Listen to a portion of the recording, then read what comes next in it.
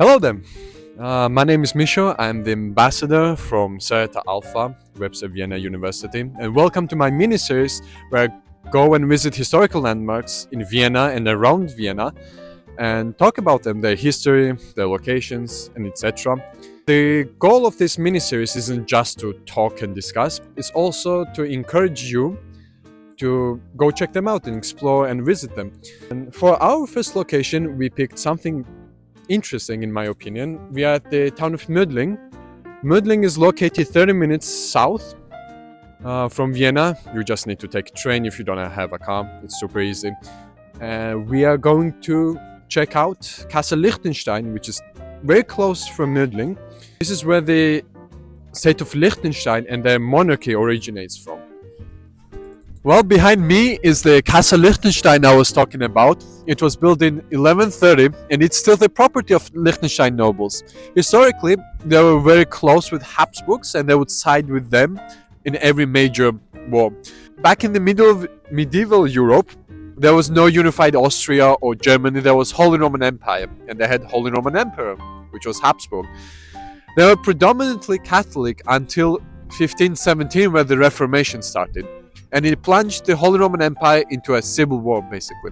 It ended in 1555 with Treaty of Augsburg, which further decentralized the power of Habsburg Emperor. And the German nobles were able to choose if they wanted to be Protestant or Catholic. In this war, Liechtenstein sided with Habsburgs. And in the middle of the Christian infighting, there was an external threat looming over the Christendom in Europe. This threat was gaining more and more power each decade and set its eyes on Vienna. In 1529, they arrived at the gates of Vienna, but they turned back. On their way, they destroyed every opposition it faced, and one of its victims was Castle Liechtenstein. It was rebuilt, and it was destroyed a century later. Because of the conflicts between Catholics and Protestants, the political landscape of Europe was forever changed.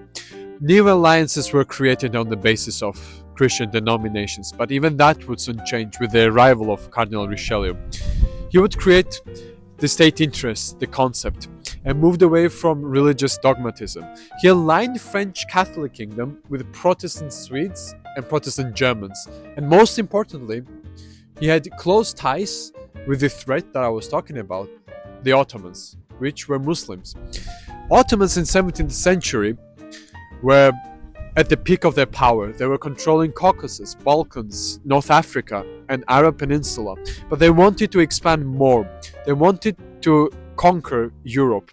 And Mehmed IV assembled the largest army Europe has ever seen at that time, on the sole goal to capture Vienna, which, from his perspective, was gateway to all of Europe.